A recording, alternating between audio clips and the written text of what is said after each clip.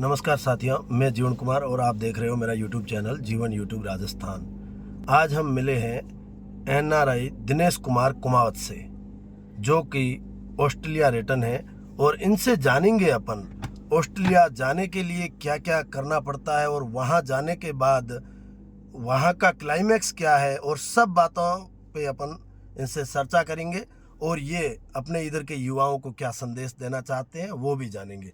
राम राम सा दिनेश जी। राम राम, जय श्री राम जी। जय श्री राम। देखो, फर्स्ट ऑफ ऑल शुक्रिया कहो, थैंक यू कहो जो था मना इंटरव्यू में इनविटेशन और काइंड ऑफ मतलब निमंत्रण दिए और अलाउ किए तो स्पीक जी। से।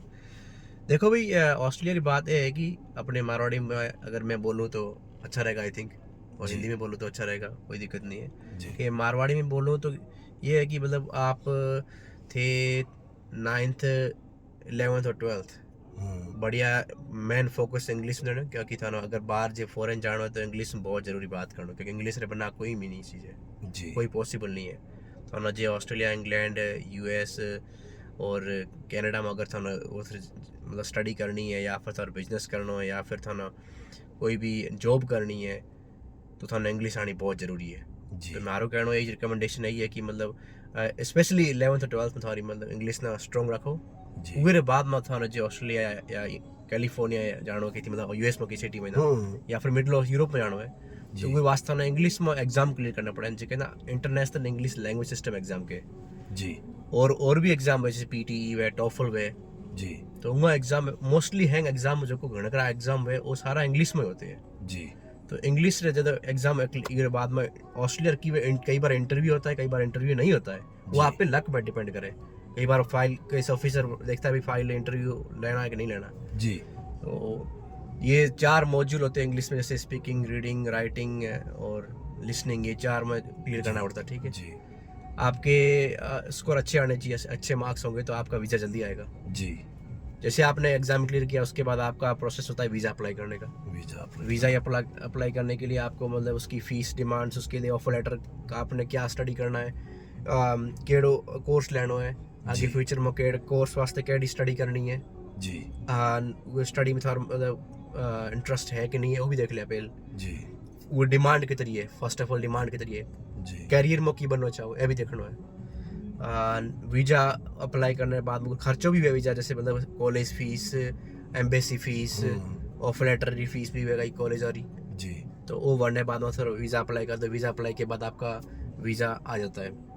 राइट। हाँ। ये तो हो गई वीजा की बात। हाँ जी। अब आप क्या गाइड करना चाहते हो, यदि यहाँ के युवा बाहर जाना चाहते हैं तो मोस्टली आप उनको कौन से कोर्स का कहोगे कि वहाँ पे डिमांड ज़्यादा है या वहाँ पे आपकी सक्सेस रेट ज़्यादा है?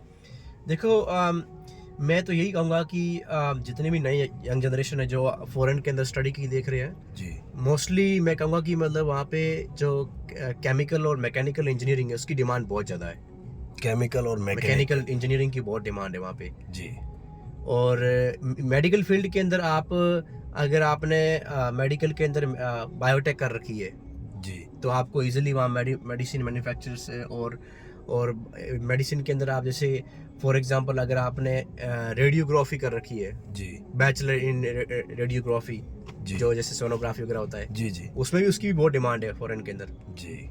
पर पर्टिकुलर चीज़ मैं ये कहूँगा, अगर आपने 12th के बाद मैकेनिकल डिप्लोमा किया है तो भी आपके अंदर आपके पास गोल्डन अपॉर्चुनिटी है फॉरेन के अंदर स्टडी करने की।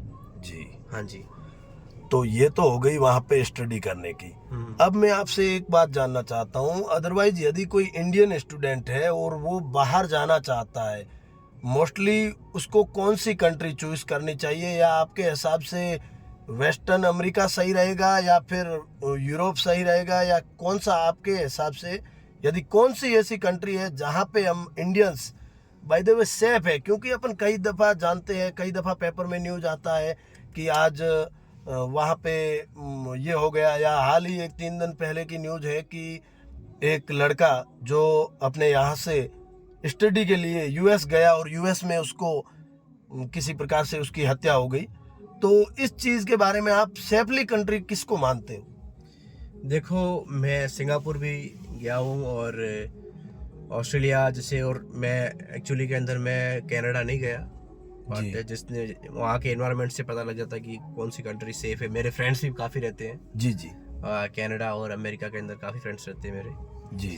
बट मेरे अकॉर्डिंग देखो, एक्चुअली के अंदर फैक्ट्स देखे ना, अपने नंबर्स देखे, कहते हैं ना कि कहते हैं जहाँ नंबर्स कम होते, जहाँ पॉपुलेशन कम होगी तो वहाँ पे क्राइम कम होगा। क्राइम कम होगा। हाँ, तो एक्चुअली के अंदर ऑस्ट्रेलिया की पॉपुलेशन 2.5 करोड़ ही है सिर्फ।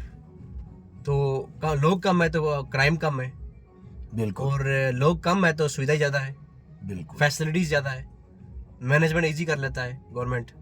तो Right. मेरा रिकमेंडेशन ये है कि अगर फ्यूचर में देखना है कि अगर आप सेफ कंट्री देख रहे हो, तो मेरे अकॉर्डिंग न्यूजीलैंड, राइट। ऑस्ट्रेलिया, और what I recommend next country, I would say, मैं कहूँगा कि यूएस भी काफ़ी सेफ तो नहीं कहूँगा मैं, बट यूएस के अंदर आपको अपॉर्चुनिटीज बहुत है।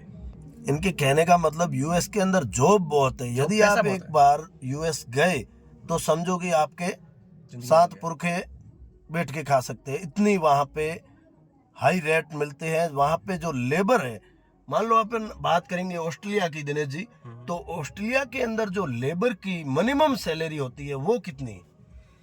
देखो, ऑस्ट्रेलिया के अंदर मिनिमम वहाँ पे आवरली रेट मिलता है, एक घंटे Right. के हिसाब से पैसा मिलता है। राइट। और वहाँ पे ये नहीं है कि मतलब मैं गवर्नमेंट कर रहा हूँ या प्राइवेट सरकारी कर रहा हूँ, इतना कोई डिफरेंस नहीं है।